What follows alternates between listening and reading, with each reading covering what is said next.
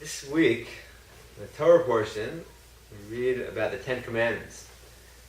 Now, before the Ten Commandments is a story of Yitro coming to greet his father-in-law Moshe in the desert as the Jews are waiting before they receive the Torah.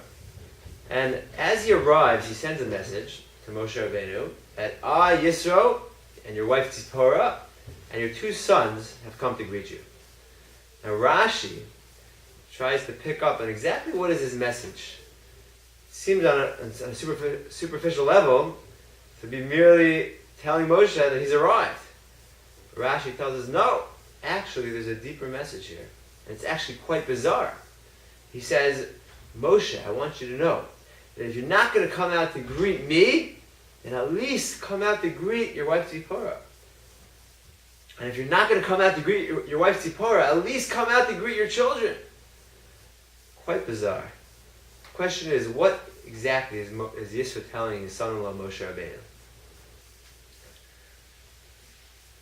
So Rav Simcha Zissel of Kelm, he says that Yisro is hinting to the following. Yisro had studied every philosophy, every theology, every form of idolatry in the world. And he had come to realize that in order to attain spirituality, one cannot neglect his social responsibilities and his obligations. Initially, he had thought that spirituality lies in removing oneself from society, celibacy, and other forms of spirituality. And then he came to the realization that, of course, that's not true. Spirituality goes hand in hand with social responsibility, of reaching out, of living for the other. That is spirituality. And he was hinting to Moshe Rabbeinu, who had divorced his wife many years earlier and had not been with his family. He was hinting to Moshe that you should know, Moshe Rabbeinu, don't neglect your responsibilities.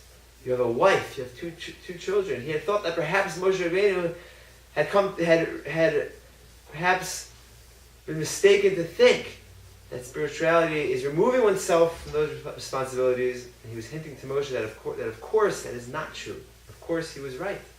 Torah is very clear that spirituality is the essence of spirituality. It's not just the study of Torah, not just praying, but it's reaching out to others. In other machavero, social responsibilities, living for the other.